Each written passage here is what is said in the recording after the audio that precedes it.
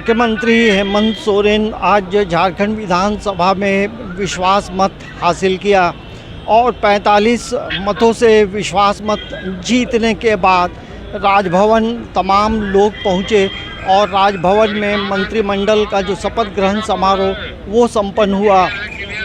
आने वाले समय में चुनावी समीकरण को देखते हुए मंत्रिमंडल का जो समीकरण है उसी आधार पे तय किया गया है। नमस्कार, आप देख रहे हैं समाचार प्लस। समाचार प्लस में आज हम बात करेंगे हेमंत सोरेन के मंत्रिमंडल की। हेमंत सोरेन के मंत्रिमंडल में पहली बार शामिल हुए हैं इरफान अंसारी, दीपिका पांडे और बैजनाथ राम। बैजनाथ राम इससे पहले जब बीजेपी में हुआ करते थे तो वो राज्य के शिक्षा मंत्री भी रहे थे।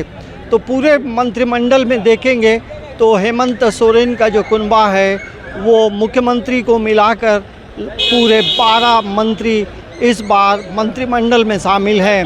मुख्यमंत्री हेमंत सोरेन की अगुवाई में 5 महीने में बेहतर काम करने का जो संकल्प लिया गया है वो संकल्प जो है मंत्रिमंडल में दिखाई पड़ता है। 2 पुराने चेहरे को जगह नहीं दी गई है, जिसमें बादल पत्रलेख जो कृषि मंत्री हुआ करते थे और बसंत सोरेन जो हेमंत सोरेन के छोटे भाई हैं, उन्हें इस बार मंत्रिमंडल में जगह नहीं मिली है। और पुराने चेहरे में 2 लोगों को हटाया गया है और 3 शामिल हुए हैं, क्योंकि पूर्व में जो ग्रामीण विकास मंत्री थे आलमगीर आलम वो होटवार जेल में बंद हैं और 3 नए मंत्री जो शपथ लिए हैं उनमें इरफान अंसारी, बैजनाथ राम के अलावा दीपिका पांडे। तो अब देखना ये होगा कि इन 4-5 महीनों में ये जो मंत्रिमंडल का एक बड़ा कुनबा जो है वो किस तरह से काम करता है, क्योंकि काम के आधार पे आने वाले विधानसभा चुनाव में उसके इम्पैक्ट दिखाई पड़ेंगे। लेकिन इसमें आप देखेंगे मंत्रिमंडल में 2 महिलाएं भी शामिल हैं, बेबी देवी और दीपिका पांडे सिंह। तो जहाँ तक महिलाओं के सम्मान की बात है तो वो मंत्रिमंडल में दिखाई पड़ता है। और हम देखेंगे तो कोल्हान का रिप्रेजेंटेशन है, कोयलांचल के इलाके का रिप्रेजेंटेशन है, संथाल को जगह मिली है, पलामू प्रमंडल को जगह मिली है। तो एक हम कह सकते हैं कि नया मंत्रिमंडल अब आने वाले समय में किस तरह से बेहतर काम करता है, ये एक बड़ा सवाल होगा, क्योंकि अब हेमंत सोरेन के पास काम करने के अलावा और कोई बड़ा विकल्प नहीं है।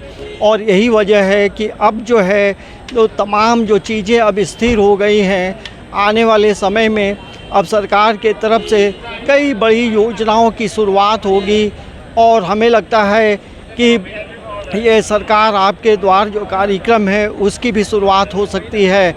लेकिन उससे पहले लगता है एक आभार यात्रा मुख्यमंत्री हेमंत सोरेन शुरू करेंगे और पूरे 81 विधानसभा क्षेत्रों में घूमेंगे। तो अब देखना ये होगा कि मिथिलेश ठाकुर और रामेश्वर उरांव पे बड़ी जिम्मेदारी होगी और किस तरह से मंत्रिमंडल का बंटवारा होगा और कौन सा विभाग मिलेगा, क्या पुराने विभाग पे ही तमाम लोग रहेंगे, क्योंकि इसमें देखेंगे इरफान अंसारी पेशे से डॉक्टर भी हैं, तो क्या उन्हें स्वास्थ्य विभाग मिलता है या फिर बन्ना गुप्ता ही स्वास्थ्य मंत्री बने रहेंगे। अभी तमाम चीज़ें पर्दे में हैं, लेकिन ये ज़रूर कहा जा सकता है हेमंत सोरेन का मंत्रिमंडल का कुनबा तैयार है और अब काम करने की ज़रूरत है। समाचार प्लस के लिए कैमरामैन प्रशांत मित्रा के साथ अंजनी कुमार, रांची।